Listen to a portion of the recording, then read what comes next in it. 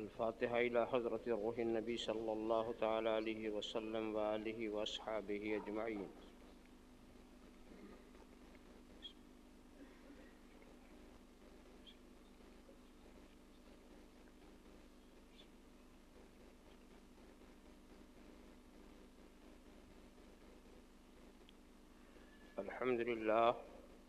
الحمد لله الذي قال في شان حبيبه الكريم عليه التحية والتسليم.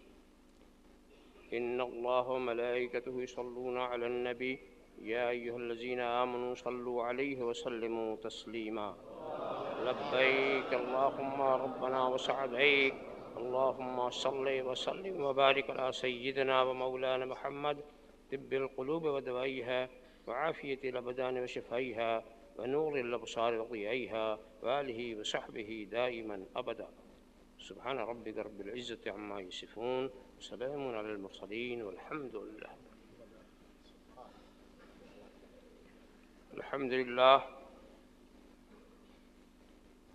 الحمد لله الذي يبدع الأفلاك والأراضين، والصلاة والسلام على من كان نبيا وآدم بين الماء والطين، وعلى آله وأصحابه أجمعين برحمتك يا أرحم الراحمين. أما بعد، أعوذ بالله من الشيطان الرجيم. بسم الله الرحمن الرحيم. وما لكم من دون الله من ولي ولا نصير. صدق الله مولانا العظيم وصدق رسوله النبي الكريم، ونحن على ذلك لمن الشاهدين والشاكرين، والحمد لله رب العالمين. بارك الله لنا ولكم في القرآن العظيم، ونفعنا وإياكم بالآيات والذكر الحكيم. إنه تعالى جواد كريم ملك بر رؤوف رحيم.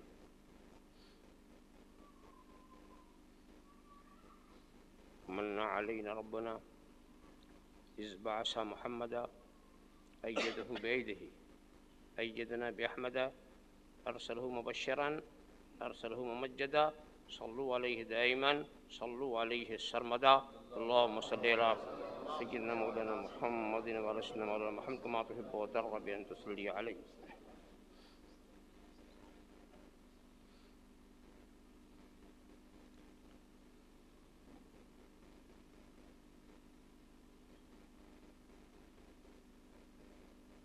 صرف اتنا ہی نہیں، غم سے رہائی مل جائے، صرف اتنا ہی نہیں، غم سے رہائی مل جائے، وہ جو مل جائیں تو پھر ساری خدائی مل جائے۔ صرف اتنا ہی نہیں، غم سے رہائی مل جائے، وہ جو مل جائیں تو پھر ساری خدائی مل جائے۔ میں یہ سمجھوں گا مجھے دولت کونین ملی، میں یہ سمجھوں گا مجھے دولت کونین ملی، راہ طیبہ کی اگر آبلہ پائی مل جائے، راہ طیبہ کی اگر آبلہ پائی۔ دور رکھنا ہے تو پھر جذبِ اویسی دے دو، دور رکھنا ہے تو پھر جذبِ اویسی دے دو، تاکہ مجھ کو بھی تو کچھ کیف جدائی مل جائے۔ سبحان اللہ، سبحان اللہ، سبحان اللہ، کیف جدائی میں۔ اگر خاموش رہوں میں تو ہی سب کچھ ہے، جو کچھ کہا تو تیرا حسن ہو گیا محدود۔ بارگاہ رسالت والے رسالت میں درود شریف کا نذرانہ عقیدت پیش فرمائے۔ اللہم صلی علی سیدنا مولانا محمد وعلی سیدنا مولانا محمد کما تحب وترغب ان تصلی علیہ۔ ایک بار اور ہدیہ صلوات پیش فرما دیں۔ صلی اللہ علی النبی الامی وعلی صلی اللہ علیہ وسلم صلاۃ و سلاما علیک یا رسول اللہ۔ ایک بار اور نذرانہ درود شریف پیش فرما دیں۔ اللہم صلی علی سیدنا مولانا محمد وعلی سیدنا مولانا محمد کما تحب وترغب ان تصلی علیہ۔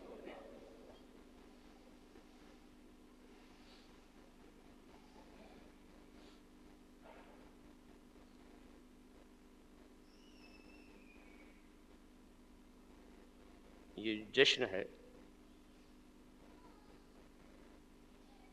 جس کا اعلان جشن غوث اعظم کے نام سے کیا گیا ہے، یہ غوث اعظم کانفرنس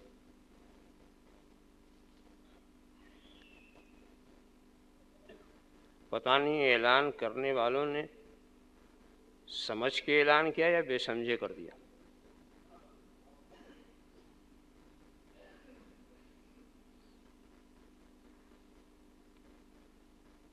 پہلے آپ نے کچھ سمجھا بھی کہ غوث کے معنی کیا،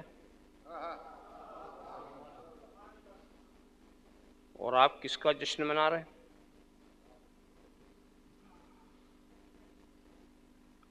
بہت ہی سامنے کا ترجمہ عرض کروں جو سب کی سمجھ میں آئے. فریاد رس. غوث کون ہے؟ جو فریاد رس. غوث اعظم کون ہے؟ جو سب سے بڑا فریاد رس.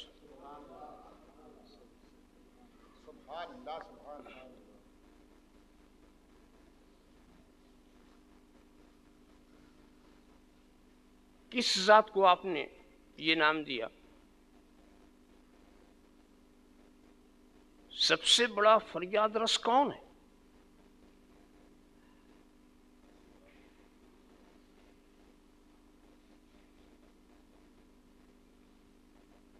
یہ عنوان سوچتے وقت کیا قرآن کریم کی یہ آیت آپ کے سامنے نہیں آئی؟ وَمَا لَكُم مِّن دُونِ اللَّهِ مِن وَلِيٍّ وَلَا نَصِيرٍ. تمہارے لیے اللہ کے سوا نہ کوئی مددگار ہے نہ کوئی ولی. یہ محکم ہے، اس میں کوئی اشتباہ نہیں. تو جب خدا کے سوا کوئی ولی ہے ہی نہیں، کوئی فریاد رس ہے ہی نہیں، کوئی مددگار ہے ہی نہیں، تمہیں کیا حق پہنچتا ہے کہ تم خدا کے سوا کسی کو مددگار قرار دو، کسی کو ولی قرار دو، کسی کو اپنا ولی بناؤ؟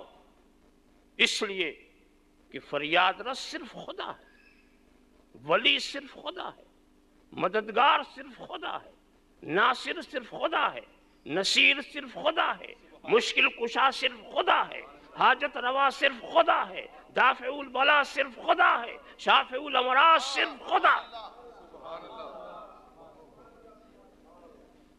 جب صرف خدا ہے تو غوث اعظم بھی وہی ہے، سب سے بڑا فریاد رس بھی وہی ہے. اور جب سب سے بڑا فریاد رس وہی ہے تو خدا کے سوا کسی کو غوث کرنے کا تمہیں حق کیا؟ خدا کے سوا کسی کو مددگار بنانے کا حق کہاں سے مل گیا؟ خدا کے سوا کسی کو حاجت روا کہنا، خدا کے سوا کسی کو مشکل کشا کہنا، خدا کے سوا کسی کو دافع البلا کہنا، خدا کے سوا کسی کو شافع الامراض کہنا، خدا کے سوا کسی کو بندہ نواز کہنا، خدا کے سوا کسی کو غریب نواز کہنا. تمہیں حق کیا ہے جب صاف آیت کہہ رہی ہے ما لکم من دون اللہ من ولی ولا نصیر؟ کوئی نہیں ہے اللہ کے سوا تمہارا کوئی مددگار، تمہارا کوئی ولی، کوئی دوست، کوئی نصیر، کوئی ناصر، کوئی حاجت روا نہیں. اب اگر تم نے کسی کو خدا کے سوا حاجت روا بنایا تم مشرک ہو گئے. اب تم نے اگر کسی کو خدا کے سوا مشکل کشا کسی کو کہا تو تم مشرک ہو گئے. اب اگر تم نے کسی کو خدا کے سوا غوث یا غوث اعظم کہا تم مشرک ہو گئے. اب اگر تم نے کسی کو خدا کے سوا ولی دوست قرار دیا تم مشرک ہو گئے. اگر تم نے مالک و ناصر قرار دیا تم مشرک ہو گئے. سنا آپ نے؟ ابھی جو کچھ میں بک رہا تھا یہ اس آیت کی جاہلانہ تفسیر ہے.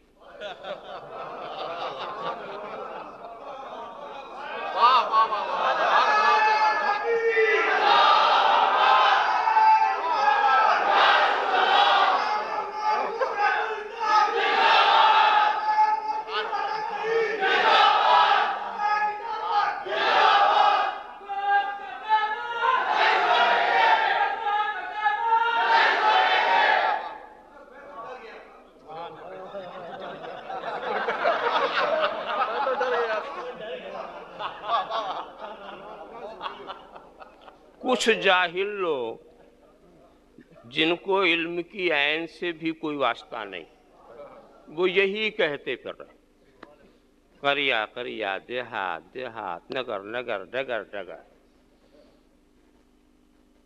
یہ جاہل مگر صرف دعویٰ کرنے کا میں عادی نہیں ہوں، میں دلیل سے سمجھاؤں گا کہ یہ تفسیر جاہلانہ ہے۔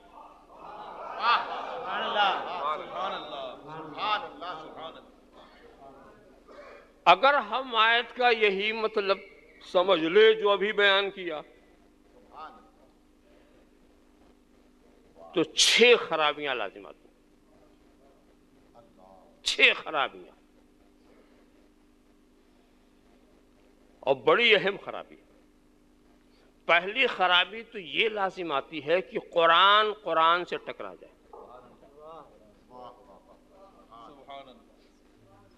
اور قرآن میں کوئی ٹکراؤ نہیں، کوئی تضاد نہیں، تو اب کسی آیت کا ایسا مطلب بیان کرنا جس سے قرآن ٹکرا جائے، یہ باطل۔ اس لیے کہ جس قرآن میں یہ ہے وَمَا لَكُم مِّن دُونِ اللَّهِ مِن وَلِيٍّ وَلَا نَصِيرٍ، اسی قرآن میں ہے انما ولیکم اللہ ورسولہ والذین آمنوا، تمہارا ولی اللہ ہے، تمہارا ولی رسول ہے، تمہارے ولی مومنین ہے۔ تو جب اللہ کے سوا کوئی ولی ہی نہیں تو یہ ولی کہاں سے آ گیا؟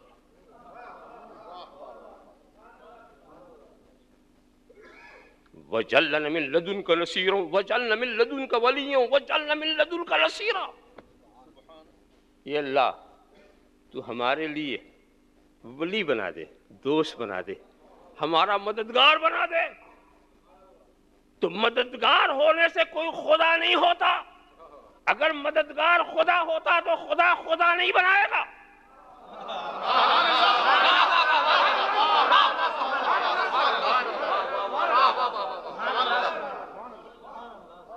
خدا جب نصیر بنا رہا ہے تو خدا جو نصیر بنا وہ نصیر ہوگا، خدا نہیں ہوگا۔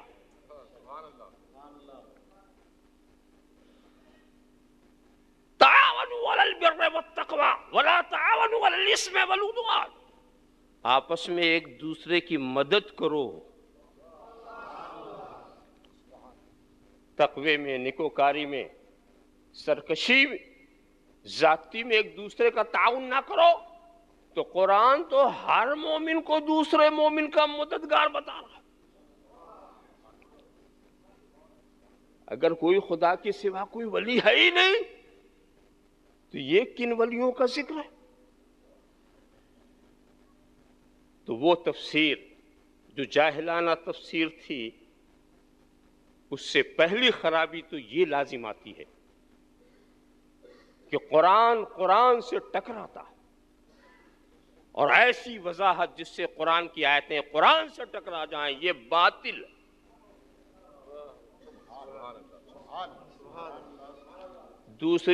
دوسری خرابی کیا کہ اس تفسیر پر انبیاء بھی مشرک، اولیاء بھی مشرک، اس لیے کہ ایک نبی کی آواز قرآن میں محفوظ ہے، من انصاری اللہ، کون ہے خدا کی راہ میں ہمارا مددگار؟ بلانے والے کون ہیں؟ حضرت عیسیٰ۔ ان کو توحید کا سبق سکھانے جاؤ گے؟ من انصاری اللہ، کون ہے اللہ کی راہ میں ہمارا مددگار؟ تو یہ خدا کو نہیں بلا رہے ہیں، یہ بندوں کو بلا رہے ہیں، اور بندے بھی سمجھ رہے ہیں کہ ہم ہی کو آواز دی جا رہی ہے۔ سبحان اللہ، سبحان اللہ۔ اسی لیے وہ کہتے ہیں نحن انصار اللہ، ہم ہیں مددگار۔ تو مدد کے لیے ایک نبی نے غیر خدا کو بلایا، اور غیر خدا نے اپنے کو مددگار سمجھا۔ سبحان اللہ۔ حضرت ذوالقرنین نے اعینونی بقوہ، میری مدد کرو، اپنی طاقت سے، انہوں نے بھی مددگار کو آواز دی. تو اگر غیر خدا کو مددگار بنانے سے کوئی مشرک ہوتا ہے تو حضرت عیسیٰ بھی مشرک، حضرت ذی القرنین مشرک. تو اس دوسری خرابی تو یہ لازم آئی کہ انبیاء بھی مشرک، اولیاء بھی مشرک. اور تیسری خرابی، میں اختصار کا خیال کر کے آگے بڑھوں گا، زیادہ وضاحت نہیں کروں گا وقت کے لحاظ سے، مگر کام کی باتیں سب پیش کر دوں گا انشاءاللہ. تیسری بات کیا؟ خود خدا بھی مشرک.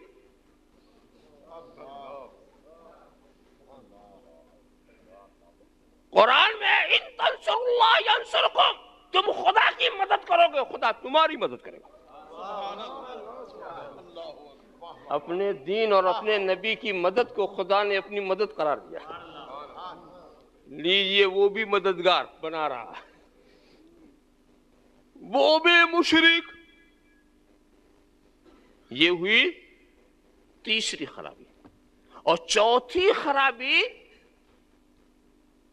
ساری دنیا کے انسان سب کے سب مشرک. صرف مومنین نہیں، جو مشرک ہیں وہ تو مشرک ہیں. ساری کائنات کے مومنین سب مشرک. وہ کون ہے جو دوسرے کی مدد نہیں لیتا؟ اور وہ کون سا کام ہے جو غیر کی مدد کے بغیر ہو سکتا ہو؟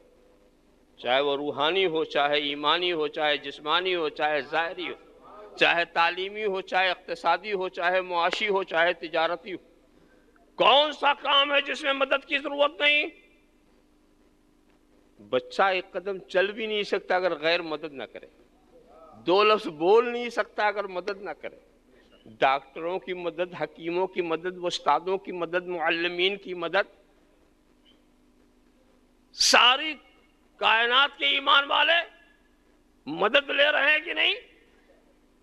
اچھا چلو تمہاری سمجھ میں نہیں آتا، آنکھ کی مدد سے دیکھتے ہو، کان کی مدد سے سنتے ہو، زبان کی مدد سے بولتے ہو، پیر کی مدد سے چلتے ہو، ہاتھ کی مدد سے کام کرتے ہو، دماغ کی مدد سے سوچتے ہو، غذا کی مدد سے اپنے کو بچاتے ہو، ہوا کی مدد سے سانس لیتے ہو. تو کیا ہاتھ پیر آنکھ کان یہ خدا ہیں؟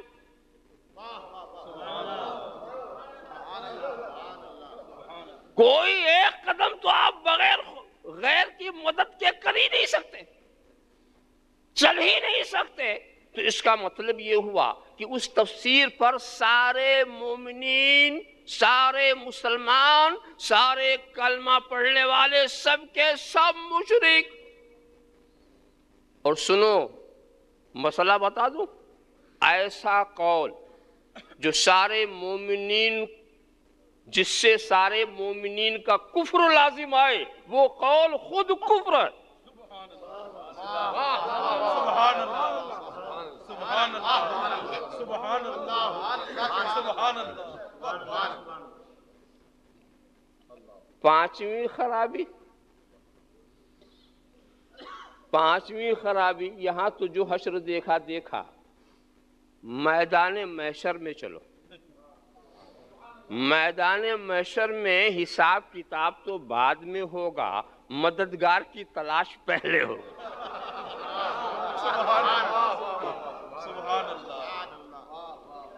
اور پورے اہل محشر مددگار کی تلاش میں نکلیں گے. کبھی حضرت آدم کے پاس، کبھی حضرت ابراہیم کے پاس، سب جا رہے ہیں. غیر کی مدد کو جو یہاں شرک کہتے تھے وہ بھی جا رہے ہیں. ایسا نہیں کہ وہاں جماعت بنا کے کنارے ہو جائیں گے، سب ہی جا رہے ہیں.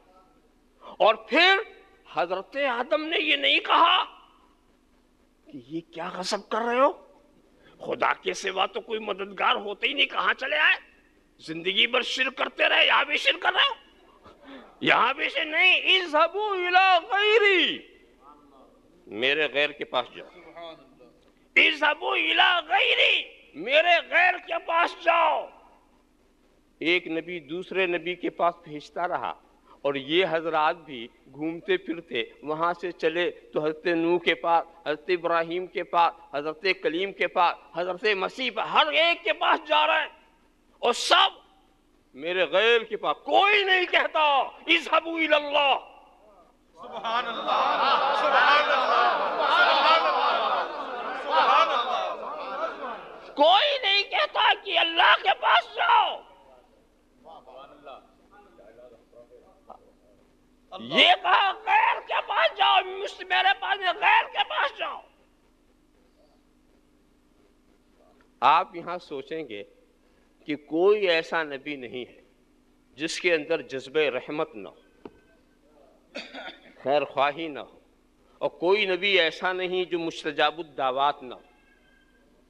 اور نبی کی تعریف ہی ہے النبی یجاب. نبی وہ ہے جس کی دعائیں مقبول. نبی کی خصوصی دعا کبھی مقبول نہیں. حضرت آدم نے اہل محشر آئے، ان پر رحم نہیں فرمایا، دعا کر دیتے تو حرج کیا تھے؟ ہاتھ اٹھا دیتے تو ان کا کیا گیا تھا؟ نقصان کیا ہوتا؟ یہ غیر کے پاس کیوں بھیج رہے ہیں؟ غیر کے پاس کیوں بھیج رہے ہیں؟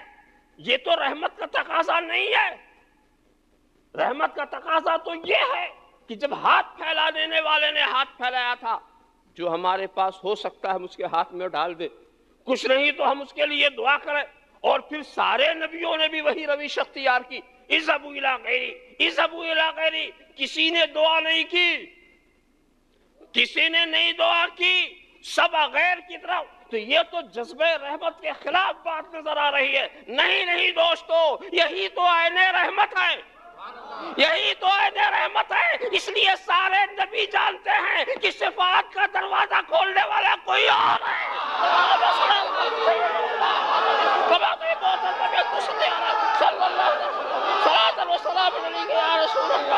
صلی اللہ علیہ نبی المی والے صلی اللہ علیہ وسلم صلاۃ و سلام علیک یا رسول اللہ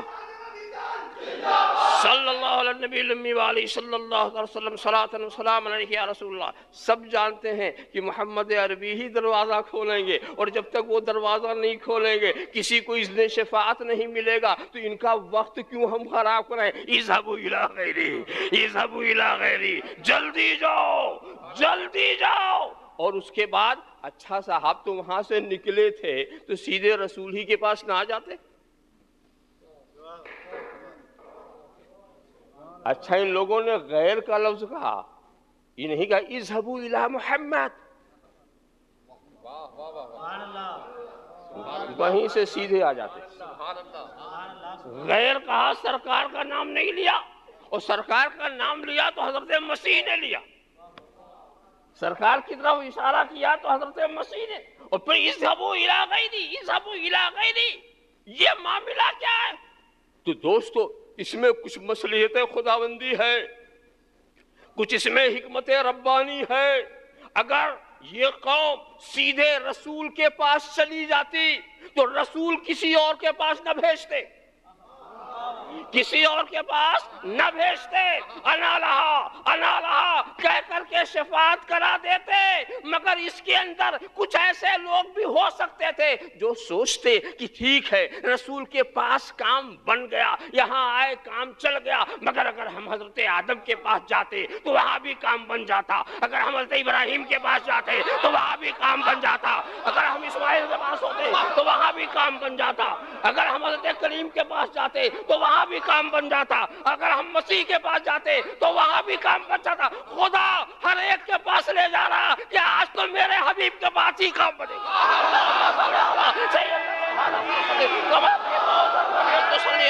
صلی اللہ علیہ وسلم یا رسول اللہ صلی اللہ علیہ نبی المی والہ صلی اللہ تعالی وسلم صلاۃ و سلام علیک یا رسول اللہ. ہاں بات تو میں یہ کہہ رہا تھا، سارے اہل محشر مشرک، اور یہ جو نبی کہہ رہے میرے غیر کے پاس جاؤ یہ بھی مشرک. تو جنت میں سب مشرک ہی رہیں گے کیا؟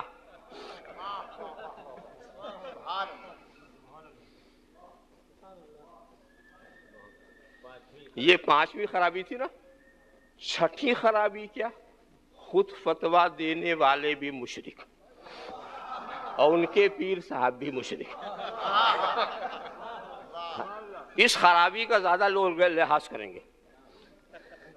اگر اوپر والی خرابی کا لحاظ نہیں ہے تو اس کا ضرور لحاظ کریں گے.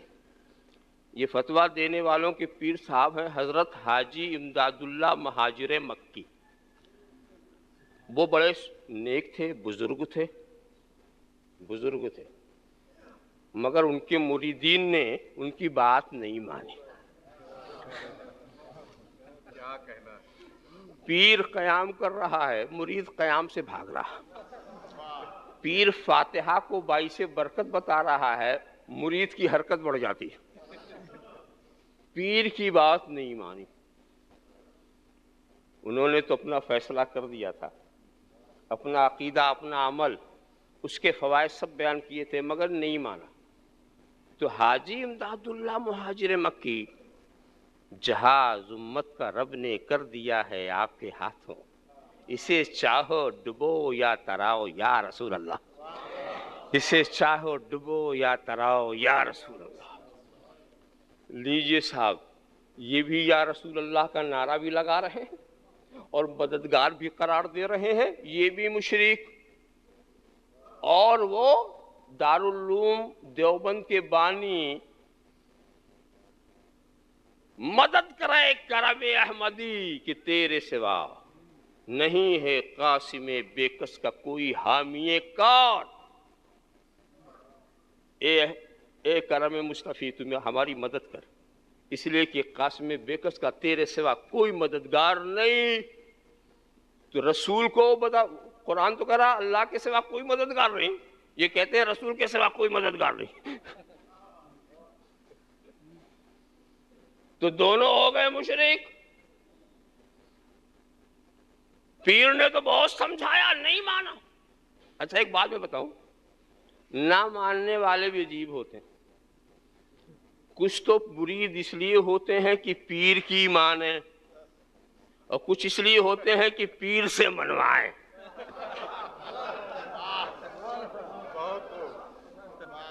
یہ مرید بڑے خطرناک ہوتے ہیں جو پیر کی نہیں مانتے، پیر سے منواتے، اور پیر نہ مانے تو چھوڑ دیتے. اب پیر بیچارہ مجبور ہے کہ ان کا مرید بن کے رہے. اللہم صلی علی سیدنا مولانا محمد کما تحب و ترضى. نہیں مانا. اور یہ نہ ماننے کی ادا ایک تو تفصیل سے سن چکے. ابلیس نے خدا کی بات نہیں مانی. ماننا تھا نا، نہیں مانا، نہیں مانا. اور بیچ میں ایک اور بھی تھا، ابو جہل نے اپنے باطل معبود کی سچی بات نہیں مانی. کیا بات.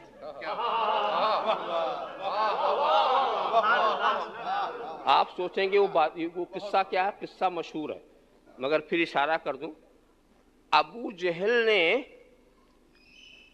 ایک اپنا معبود بنایا. عرب والے بھی عجیب تھے، اپنا خدا خود ہی بنا لیتے تھے. بندہ پہلے آتا تھا، خدا بعد میں آتا تھا. اور خدا بنانے کا ذوق اتنا زیادہ تھا کہ جس کو چاہے خدا بنا لے. اور اگر سفر میں کچھ نہ ملے تو آٹے کو بت بنا لیتے تھے، آٹے کو. اور جو آٹے کا بت بنتا تھا، خدا جو بنتا تھا معبود، تو اس کو جب تک چاہتے تھے پوجتے تھے، اور جب بھوک لگتی تھی تو کھا بھی لیتے تھے. یہ بڑا نفع بخش معبود تھا. بندے اپنے معبود کو کھا جاتے تھے. اب جب معبود معدے میں پہنچتا ہوگا تو اس کا کیا حشر ہوتا ہوگا وہی جانے.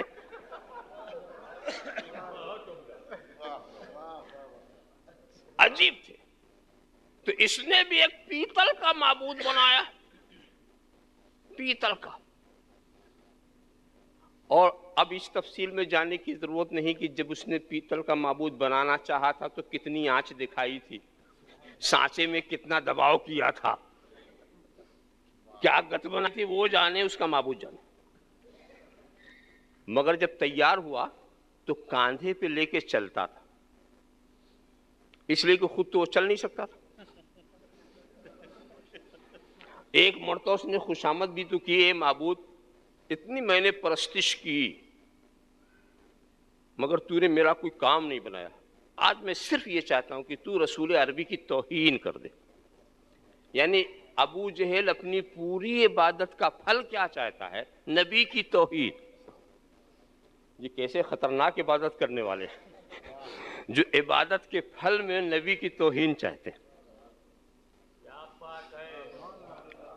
ذرا سا سوچو. اور پھر کاندھے پہ سمجھاتے بجھاتے لے جا رہا، معبود کو پڑھا رہا، سکھا رہا.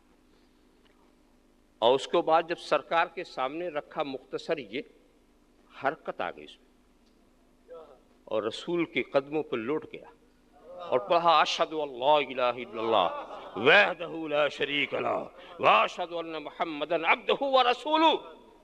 انصاف کی بات بتاؤ، اب تو مان لینا چاہیے تھا کہ جس کو میں پوچھتا ہوں وہی کلمہ پڑھ رہا، مگر نہ ماننے والا نہیں مانتا، ماننے کے بجائے غصہ ہو گیا. معبود میرا، کلمہ پڑھے ان کا، پوجوں میں اور نغمہ گائے ان کا، غصے میں آ گیا. عجیب وقت تھا، عجیب وقت تھا. بندہ غصے میں تھا، معبود خطرے میں تھا.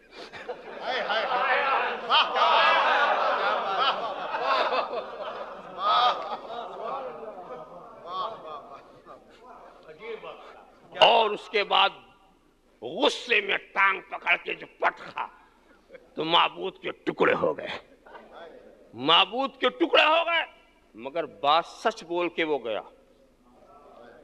وہ باطل معبود کی سچی بات ابو جہل نے نہیں مانی، خدا کی بات شیطان نے نہیں مانی، یہاں پیر کی بات مرید نے نہیں مانی.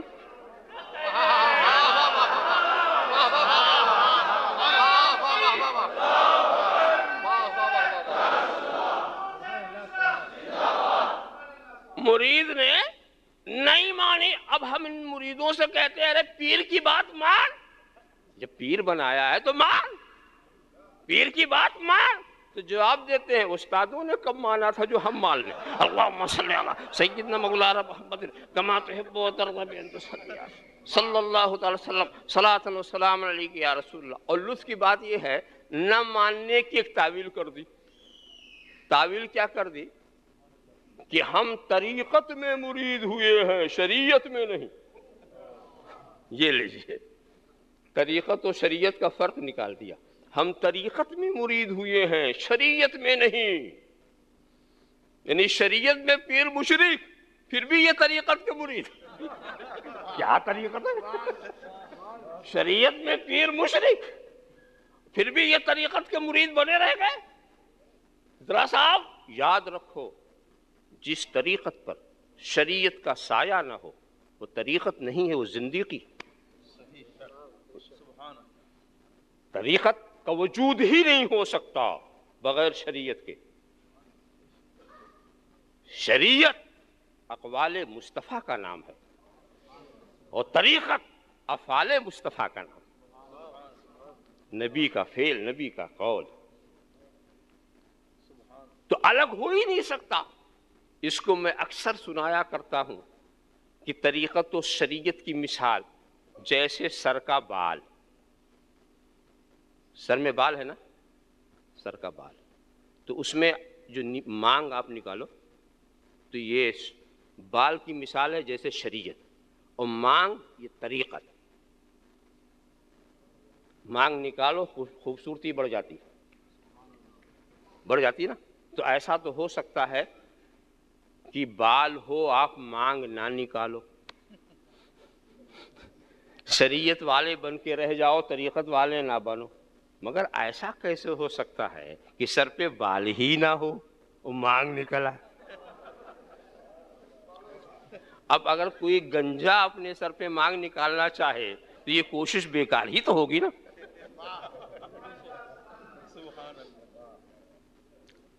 یہ تو رہی وہ خرابیاں جو منقولات کی روشنی میں ہم نے آپ کے سامنے رکھا. اب آئیے ذرا سا معقولات کے روشنی میں دیکھیں کہ کتنی خرابی لازم آتی ہے. ایک بات سمجھ لو، اسلام جو ہے یہ دین فطرت ہے. دو ایک مثال اس کی دے کر میں آگے بڑھوں. دین فطرت، اسلام انسان کی کسی فطرت کو مٹانے نہیں آیا بلکہ فطرت کو صحیح راستہ دکھانے آیا. اور اگر اسلام فطرت کو مٹائے تو اسلام انسانوں کے لیے قابل قبول نہیں ہو سکتا. کہیں سے سیلاب آ رہا ہو نا تو اس کا رخ موڑا جا سکتا ہے، سیلاب کو فنا نہیں کیا جا سکتا. بستیوں کو بچانا ہے تو باندھ لگا دو، سیلاب کا رخ مڑ جائے، بستیاں بھی بچیں گی، ویرانے بھی آباد ہو جائیں گے. مگر ایسا مت کرو کہ اسے فنا کرنے کی کوشش کرو. اب مجھے یہ بتاؤ، میں ایک مثال سمجھا دوں کہ انسان کی فطرت کیا ہے، اس کو میں کیسے سمجھوں اور کیسے سمجھاؤں. سارے انسان جس صفت، جس عادت، جس خصلت میں ایک ہو وہ اس کی فطرت ہے. مثال کے طور پر بھوک انسان کی فطرت، بھوک پیاس. ہے کوئی انسان جس کو بھوک نہ لگتی ہو؟ ہے کوئی انسان جس کو پیاس نہ لگتی ہو؟ تو بھوک پیاس جو ہے یہ انسان کی فطرت ہے، سبھی کو لگتی ہے. بھئی آپ یہ نہ کہیے گا کہ فلاں مریض تھا اس کو نہ بھوک لگتی تھی نہ پیاس لگتی تھی. تو میں مریضوں کی بات نہیں کر رہا ہوں، میں صحت مند لوگوں کی بات کر رہا ہوں. جو صحت مند ہوگا، اب مریض ہو اسے کھچڑا ہضم نہ ہوتا ہو، وہ حلوے سے بھاگتا ہو، سیوئیوں سے نفرت ہو، تو یہ تو اس کا مرض ہے جو ایسا کرا رہا. مگر اگر صحیح الفطرت ہے وہ تو ہر چیز سے اسے رغبت ہوگی. اچھا دوسری بات آپ دیکھیں کہ فطرت کا رنگ ایک ہوتا ہے.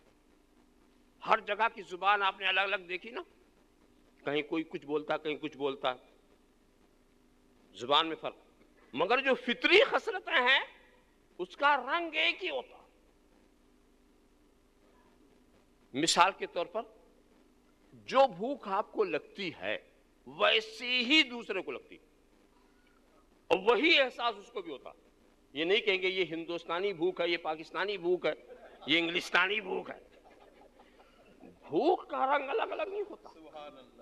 جس کو جو بھوک لگے گی اس کا رنگ ایک ہی، پیاس کا رنگ ایک ہی، تکلیف جو ہوگی اس سے وہ ایک ہی. اب اگر اسلام آ کر یہ حکم دے دے کہ کھانا پینا چھوڑ دو تو پھر اسلام انسانوں کے لیے قابل قبول نہیں ہو سکتا. لہذا اسلام کبھی تمہاری فطری جذبے کو ختم نہیں کرے گا بلکہ یہ کہے گا اے کھانے والوں کھاؤ مگر حرام نہ کھاؤ، حلال کھاؤ. ظلم کے ساتھ مت کھاؤ، رشوت لے کے مت کھاؤ، سود لے کے مت کھاؤ. جو بگڑے ہوئے راستے ہیں اس راستے سے صحیح راستے پہ لگانا، یہ اسلام کا کام ہے. فطری تقاضے کو ختم کرنے کے لیے اسلام نہیں آیا. ایسے ہی انسان خوش بھی ہوتا ہے، غمزدہ بھی ہوتا ہے، مسکراتا بھی ہے، روتا بھی ہے. یہ سب اس کے فطری تقاضے. اس کا بھی ایک ہی رنگ ہے. میں پوچھوں ذرا گجراتی میں ہنسو، کوئی پنجابی میں ہنسے، ہنسنے کا انداز سب کا ایک ہے. جو چیز فطری چیز ہوتی ہے اس کا رنگ ایک ہوتا ہے. آپ اس چیز کو سمجھتے چلے جائیں. جناب والا ایسے ہی اور میں تیزی کے ساتھ لے چلوں وقت کا لحاظ کرتے ہوئے غصہ یہ ہے خراب چیز کی نہیں؟ غصہ خراب چیز. لوگ لطیفے کے طور پر کہتے ہیں غصہ ہی ایک ایسی حرام چیز ہے جس کا پینا جائز.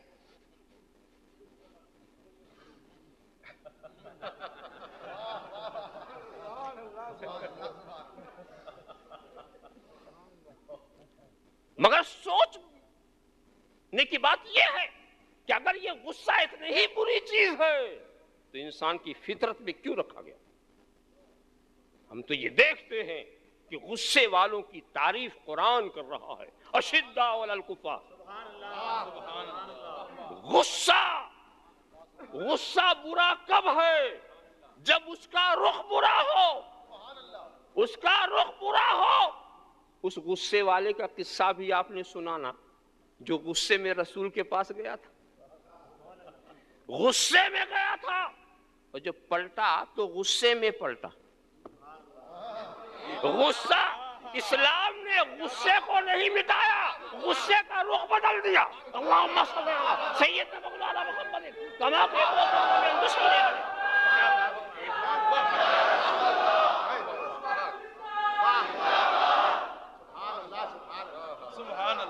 اسلام غصے کو مٹانے نہیں آیا ہے، غصے کو صحیح راستہ دکھانے آیا تھا. پہلا غصہ وہ تھا جو فاروق اعظم کو رسول اعظم کی طرف لے جا رہا تھا، اور دوسرا غصہ وہ تھا جو دشمنان رسول کی طرف لے جا رہا ہے. دوسرا غصہ وہ ہے بڑے غصے میں کہا تھا فاروق اعظم نے، بڑے غصے میں کہا تھا السنا علی الحق یا رسول اللہ، السنا علی الحق یا رسول اللہ. اے اللہ کے رسول کیا ہم حق پر نہیں آئے؟ کیا ہم حق پر نہیں آئے؟ بھلا کیوں نہیں؟ تو عمر کی غیرت ایمانی اس بات کو برداشت نہیں کر سکتی کہ معبودان باطل کو علانیہ پوجا جائے اور ہم اپنے خدا کو چھپ کر کے پوجیں. طیش میں گئے تھے، طیش میں آ رہے ہیں. غصے میں گئے تھے، غصے میں آ رہے ہیں.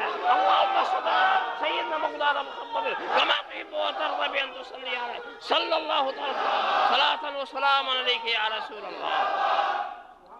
معلوم ہوا کہ غصہ خدا کی زحمت بھی ہے، رحمت بھی ہے. یہ زحمت بھی ہے، رحمت بھی ہے. غصے کو کچھ مت کہو، دیکھو غصے کا رخ کدھر ہے. دیکھو غصے کا رخ کدھر ہے. آپ اچھی طرح سے سمجھتے چلے جائیں. ایسے غصے کرنے والوں کا غصہ رحمت ثابت ہوتا. ایک غصے میں سیدنا علی مرتضیٰ بھی سامنے آ گئے تھے، مگر غصے پر کنٹرول کتنا تھا. واقعہ چونکہ بار بار آپ حضرات سنتے ہیں، صرف اشارہ کر دوں گا. مقابل بڑا زوردار تھا. مختصر یہ ہے حضرت علی نے زیر کیا، سینے پہ چڑھ گئے، گلے پہ خنجر چلانا ہی چاہ رہے تھے کہ چہرے پر تھوک دیا، آپ اتر گئے. اس نے کہا اے علی تم بہادر ضرور ہو مگر ہو نا تجربے کار. کوئی دشمن کے سینے پہ سوار ہو کے اترتا ہے، کوئی گلے پہ خنجر رکھ کے ہٹاتا ہے. چلانا خنجر آسان تھا، ہٹانا مشکل تھا.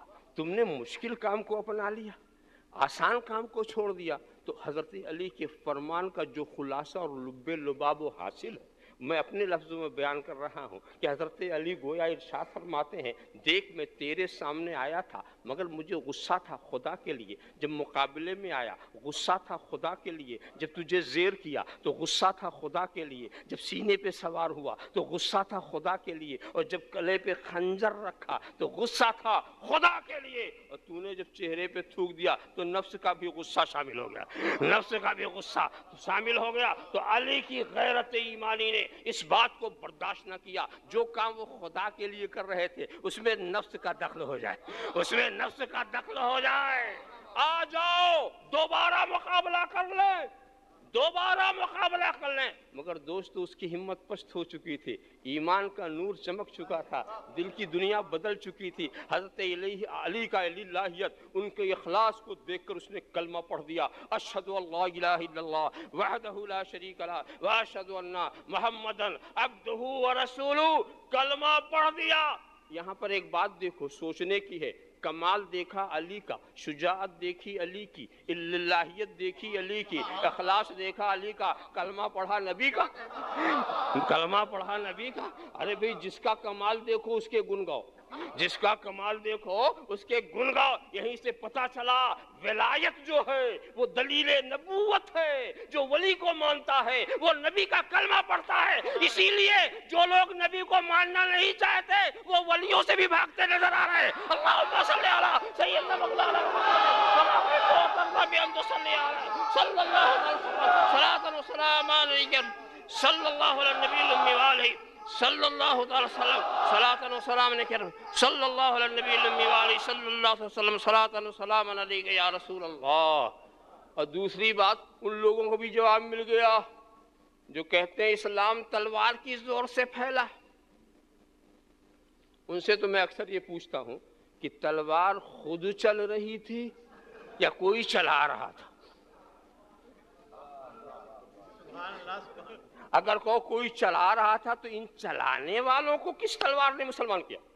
سبحان اللہ، سبحان اللہ. ان چلانے والوں کو کس تلوار نے مسلمان کیا؟ ارے ہم تو یہ دیکھتے ہیں کہ فاروق اعظم جب مسلمان ہوئے تو تلوار تو ان کے ہاتھ میں تھی. تلوار تو ان کے ہاتھ میں تھی. اللہم صلی علی سیدنا مولانا محمد کما تحب وترضى بأن تصلي علیہ. سوچنے کی بات ہے. تو خیر ساری باتوں کو جانے دو. یہ جو مسلمان ہوا، یہ جو مسلمان ہوا، یہ خنجر چلانے سے یا خنجر ہٹانے سے؟ یہ جو مسلمان ہوا یہ خنجر چلانے سے ہوا یا خنجر ہٹانے سے؟ خنجر چلتا کافر کٹ جاتا، خنجر ہٹا کفر کٹ گیا. خنجر چلتا مشرک کٹ جاتا، خنجر ہٹا شرک کٹ گیا. خنجر چلتا دشمن کٹ جاتا، خنجر ہٹا دشمنی کٹ گئی. تو اسلام کافر کو کاٹ کے نہیں پھیلا ہے، کفر کو کاٹ کے پھیلا ہے، شرک کو کاٹ کے پھیلا ہے، دشمنی کو. سارے کافروں کو اسلام کاٹ دیتا تو مسلمان کون ہوتا؟ سبحان اللہ. ہاں تو بات تو یہ کریں کہ یہ غصہ رحمت ہے، یہ غصہ جو ایمان کا نور دے دے، یہ غصہ رحمت ہے. اسلام غصے کو فنا کرنے کے لیے نہیں آیا ہے، غصے کو صحیح راستہ دکھانے. اس طرح کی بہت ساری مثالیں میں نے دو ایک دے دی. ایسے ہی لالچ بری بلا کہتے ہیں نا. ہے کوئی انسان جس میں لالچ نہ ہو؟ جب اتنی بری بلا تھی تو انسان کی فطرت کیوں بنائی گئی؟ نہیں، لالچ کا رخ اگر صحیح ہے تو وہ رحمت ہے. میں انتہا کی بات بتاؤں ادب کے ساتھ، میرے قرآن نے تو رسول کو حریص کہا.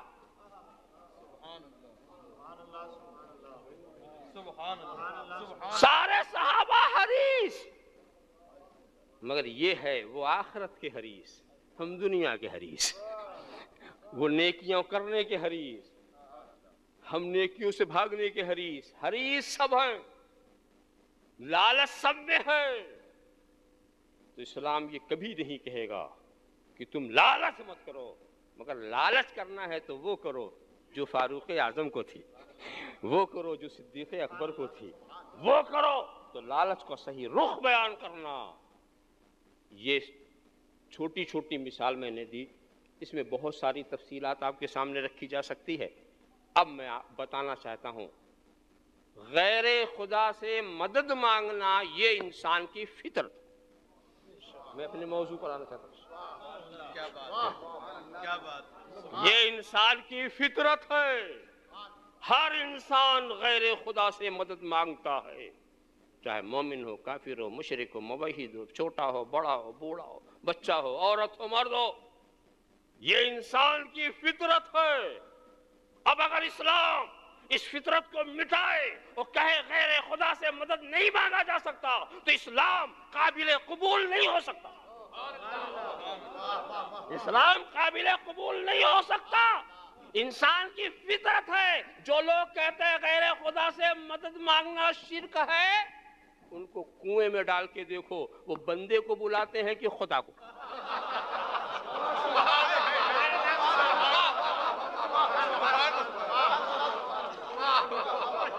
بچاؤ بچاؤ چلا رہا. کنویں میں چلا بچاؤ بچاؤ، ارے کس کو بلا رہا؟ خدا تو دیکھ ہی رہا، کیا چلا رہا؟ بندے کو بلا رہا. تو یہ بندہ نہیں بول رہا ہے، انسان کی فطرت بول رہی ہے. اللہم صلی علی سیدنا محمد کما تحب و ترضی بان تصلی علیہ. اس کے گھر میں آگ لگا کے دیکھو، دیکھیں مسجد جاتا ہے یا محلے والوں کو بلاتا ہے؟ کدھر جاتا ہے؟ تو معلوم ہوا کہ اسلام انسان کی فطرت کو مٹانے نہیں آیا، مگر راستہ اگر غلط ہے تو صحیح لگائے گا.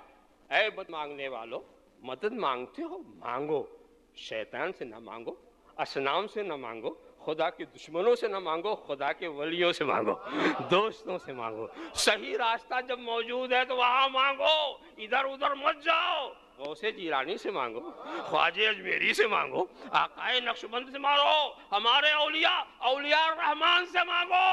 اولیاء شیاطین سے نہ مانگو، شیاطین سے نہ مانگو، غلط لوگوں سے نہ مانگو. تو اسلام صرف راستہ بدلنے آیا ہے، فطری جذبہ مٹانے نہیں آیا. بات تو ختم ہو گئی، مگر پھر جب یہ ساری دلائل سامنے لوگ آتے ہیں نا تو اب الٹی پلٹی باتیں شروع کر دیتے ہیں. الٹی پلٹی بات کیا؟ ایسا ہے زندے سے مانگ سکتے ہیں، مردے سے نہیں مانگ سکتے. چلیے صاحب، زندہ سے مانگ سکتے ہیں، مردہ.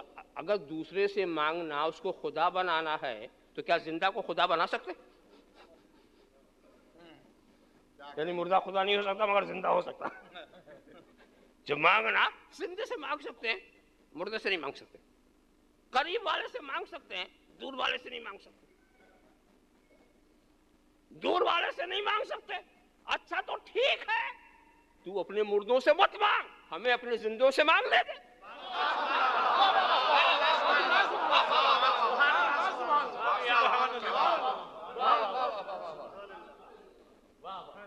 یہ سب تفریق تم کہاں سے لگا رہے ہو؟ اس لیے کہ جس آیت کو تم نے دلیل بنایا ہے اس دلیل میں زندہ مردہ کی کوئی قید نہیں. ما فوق الاسباب، ما تحت الاسباب کا کوئی لفظ نہیں. اس میں قریب و بعید، ما لکم من دون اللہ من ولی، تمہارا کوئی نہیں، چاہے مردہ ہو، چاہے زندہ ہو، چاہے قریب ہو، چاہے دور ہو. قرآن کے اطلاق میں تمہیں قید لگانے کا حق کہاں سے آ گیا؟ عموم کے اندر تم خصوص کیسے پیدا کر رہے ہو؟ عام کو خاص کیسے کر رہے ہو اپنے قیاس سے؟ ذرا صاحب خیال کریں، خبر واحد سے بھی اطلاق کو باطل نہیں کیا جا سکتا، ارشاد رسول سے بھی اطلاق کو باطل نہیں کیا جا سکتا. تو اپنے قیاس سے قرآن میں تو جب یہی دلیل ہے تو اس دلیل میں سے زندہ مردہ کی قید ہٹاؤ. اور پھر میں بتاؤں، غلط کہتے ہو کہ جو وفات یافتہ ہیں وہ مدد نہیں کرتے. امام غزالی کا قول میں پیش کر دوں، من یستمد فی حیاتہ یستمد بعد مماتہ، جس سے زندگی میں مدد لی جا سکتی ہے اس سے وفات کے بعد بھی لی جا سکتی، اور لینے والوں نے لیا بھی. حضرت امام شافعی نے فرمایا قبر موسیٰ الکاظم تریاق المجرب لاجابت الدعا. موسیٰ کاظم کی قبر جو ہے دعا کی قبولیت کے لیے تریاق مجرب ہے. حضرت امام شافعی جو مجتہد مطلق ہیں وہ حضرت کاظم کے آستانے پر بار بار جاتے ہیں. بار بار، تریاق مجرب کا مطلب کیا؟ تجربہ. بار بار جاتے ہیں اور جب جاتے ہیں دعا قبول ہوتی ہے. جب جاتے ہیں تو دعا قبول ہوتی ہے، ان کے وسیلے سے دعا کرتے ہیں دعا قبول ہوتی ہے. تو وفات کے بعد مدد ہوئی کہ نہیں؟ اور میں آپ کو بتاؤں، ایک مدد کا اور ذکر کر دوں. جب حضور معراج پر گئے تھے اور وہاں سے 50 نماز لے کر پلٹے تھے تو حضرت موسیٰ نے کیا کہا تھا؟ ان امتک لا تطیق، آپ کی امت اس کی طاقت نہیں رکھتی. پھر چلے گئے، 5 کم، پھر آئے، جیسے موسیٰ نے کہا آپ کی امت طاقت نہیں رکھتی، پھر چلے گئے، مختصر یہ 9 بار گئے۔ وہ بھی عجیب بات تھی، ایک بار تو خدا کے بلانے سے گئے، 9 بار اپنی مرضی سے گئے، تاکہ لوگ یہ نہ سمجھیں کہ وہ غیر کی جگہ ہے جہاں بغیر بلائے نہیں جاتے، وہ اپنے ہی گھر ہے، جب چاہیں جائیں، جب چاہیں چلیں۔ 9 بار اپنی مرضی سے گئے اور 5 بار، اور پھر بھی حضرت موسیٰ نے یہی کہا اس کی بھی طاقت نہیں، مگر حضور ٹھہر گئے کہ سنت الہیہ یہ قائم ہو چکی ہے، جب گیا تو 5 کم، جب گیا تو 5 کم، اب 5 ہی رہ گیا۔ اب جانے کا مطلب کیا ہوا؟ صاف، یہ تو مطلقاً کفران نعمت ہو جائے گا۔ تو سرکار نہیں گئے، تو جانا بھی مرضی تھا، رکنے بھی مرضی۔ اگر 50 لے کر آتے کیا حشر ہوتا جناب کا؟ تو 50 کو 5 ہوا، یہ آپ کی مدد ہوئی کہ نہیں؟ اور یہ مدد کس نے کی؟ حضرت موسیٰ نے مدد کی کہ نہیں کی؟ 50 کو 5 کر آیا، یہ مدد کی کہ نہیں مدد کی؟ کیسے کہتے ہو کہ وفات کے بعد کوئی مدد نہیں کر سکتا؟ کوئی مدد نہیں کر سکتا، یہ کیسے کہتے ہو؟ اور یہ ما فوق الاسباب ما تحت الاسباب کچھ نہیں، رب تبارک و تعالی خالق اسباب ہے، جو چیز اسباب کے تحت ہے وہ بے سبب بھی اس کا وجود ہو سکتا ہے۔ ما فوق الاسباب کی بات اگر کرنا ہے، ایک بات بتاؤ کہ حضرت سلیمان کا قصہ سنا، بار بار سنا؟ حضرت بلقیس کے تخت کے لانے کا مسئلہ، ان کے وزیر اور ان کے صحابی نے کیا کہا تھا؟ انا آتیک بہ قبل ان یرتد الیک طرفک، پلک جھپکتے میں لا سکتا ہوں۔ کیا بتائیے، یہ ما تحت الاسباب کی بات ہے یا ما فوق الاسباب؟ پلک جھپکتے میں لا سکتا ہوں۔ اور ایک بات اور بتائیں، میں آپ سے اگر یہ کہوں، میں آپ سے کہوں کہ میرا بکس موسیٰ بھائی مرحوم کے گھر کے اوپر رکھا ہوا ہے، جا کے اٹھا لاؤ، تو آپ کیا کہیں گے؟ پہلے گھر کا پتہ بتائیے کہ ہے کہاں، پہچان بتائیے، راستہ بتائیے، پھر دیکھیے کس کمرے میں ہے، اس کی چابی دیجیے، اور اگر بکس وزنی ہے تو لانے کا کس چیز پر لائیں گے وہ سواری دیجیے، یہاں سے پورا پتہ۔ مگر حضرت آصف کچھ نہیں پوچھ رہے کہ یمن کدھر ہے، سبا کدھر ہے، قلعہ کدھر ہے، تخت کدھر ہے، اشارہ کیا اور تخت حاضر، اشارہ کیا تخت حاضر۔ اور لطف کی بات یہ ہے کہ آنے واحد کے لیے بھی حضرت آصف وہاں سے جدا نہیں ہوئے،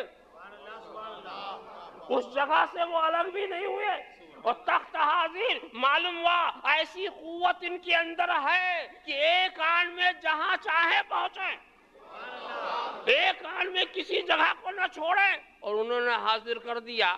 یہ مدد ہے کہ نہیں؟ تو ما فوق الاسباب ما تحت الاسباب یہ سارے چکر بیکار۔ مگر بس اب آخری فریضہ میرا رہ جاتا ہے کہ پھر آیت کا مطلب کیا؟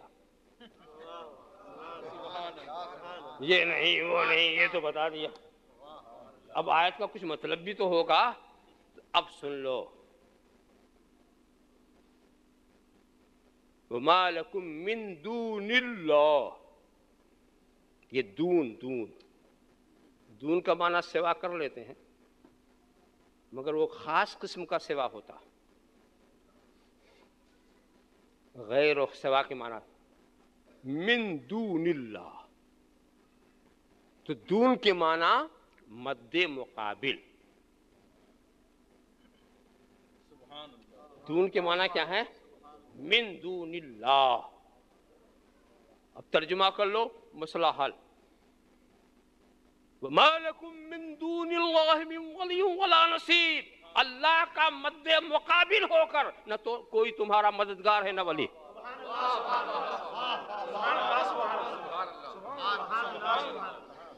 اللہ کا مد مقابل ہو کر ایسا ہو ہی نہیں سکتا کہ خدا اگر تمہیں ذلیل کرنا چاہے تو کوئی تمہیں عزت دے دے، اور خدا تمہیں عزت دینا چاہے تو کوئی ذلیل کر دے. تو اللہ کا مد مقابل ہو کر نہ کوئی مددگار ہے تو من دون اللہ اور ہے، ولی اللہ اور ہے. اللہم صلی علی سیدنا مولانا محمد کما تحب وترضى ان تصلی علیہ صلی اللہ علیہ وسلم. صلاۃ و سلام علیک یا رسول اللہ،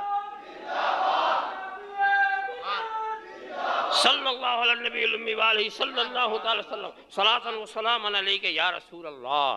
تو من دون اللہ اور ہے، ولی اللہ اور ہے، خدا کا اپنا اور ہے، خدا کا غیر اور ہے. جو خدا کا غیر ہے وہ نہ تمہارا مددگار ہو سکتا ہے نہ نصیر ہو سکتا. اسی لیے میں پوچھا کرتا ہوں کہ اگر انبیاء اولیاء خدا کے غیر ہو جائیں تو خدا کا اپنا کون ہوگا؟ یہ بے وقوف نہیں جان سکے کہ خدا کا اپنا ہے کون. اللہم صلی علی سیدنا مولانا محمد وعلی سیدنا مولانا محمد کما تحب وترضى بان تصلی علیہ. تفصیلات تو بہت کچھ ہیں، اور یہ تو صرف جو میں نے ابھی آپ کو ترجمہ کیا یہ عالمانہ تھا، مگر کچھ صوفیانہ اور عارفانہ بات ہے، مگر وقت کے پیش نظر اس کو میں مختصر کر رہا ہوں. اتنے ہی اگر آپ نے سمجھ لیا تو بہت ہے. وآخر دعوانا ان الحمد للہ رب العالمین.